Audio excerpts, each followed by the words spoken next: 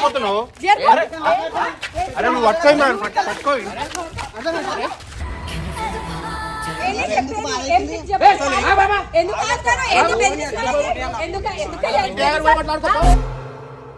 ఇక మొదలు. ఇమ్రాన్ అన్న తన వీడియో చిత్రీకరణలో ఉండగా వీధుల్లో ప్రయాణిస్తుండగా ఒక హృదయ విదారక దృశ్యం ఎదురైంది. ఒక భార్య మరియు భర్త తీవ్రమైన ఘర్షణలో నిమగ్నమై ఉండటం ఆయన గమనించారు. ఆవేశంతో ఊగిపోతున్న భార్య తన భర్తపై చేయి చేసుకుంటూ తీవ్రంగా కొడుతోంది.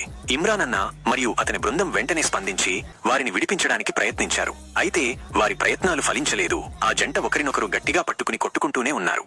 చివరకు వారిని శాంతింపచేసిన తరువాత భార్య తన ఆవేదనను కన్నీటితో వ్యక్తం చేసింది. తాను ఎంతో కష్టపడి పనిచేసి డబ్బు సంపాదిస్తుంటే తన భర్త మాత్రం బాధ్యత లేకుండా ప్రవర్తిస్తున్నాడని వాపోయింది. నిన్న తనకు వచ్చిన జీతం 10,000 రూపాయలు కూడా అతను దొంగలించి దానితో మద్యం తాగాడని ఆరోపించింది. వారికి వివాహమై చాలా సంవత్సరాలు గడిచిపోయిందని, ఒక చిన్న పాప కూడా ఉందని బాధగా తెలిపింది. అయినప్పటికీ తన భర్త తన బాధ్యతను గుర్తించకుండా ప్రతిరోజు తాగి వచ్చి గొడవ చేస్తున్నాడని ఆమె దుఃఖించింది.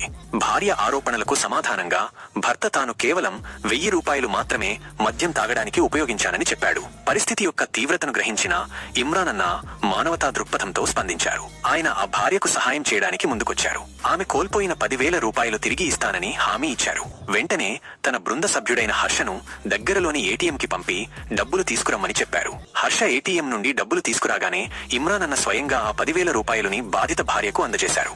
ఆ తరువాత ఇమ్రాన్ అన్న ఆ ఇద్దరికీ నచ్చజెప్పే ప్రయత్నం చేశారు. వారిద్దరి మధ్య సఖ్యత కుదిర్చేందుకు ప్రయత్నించారు.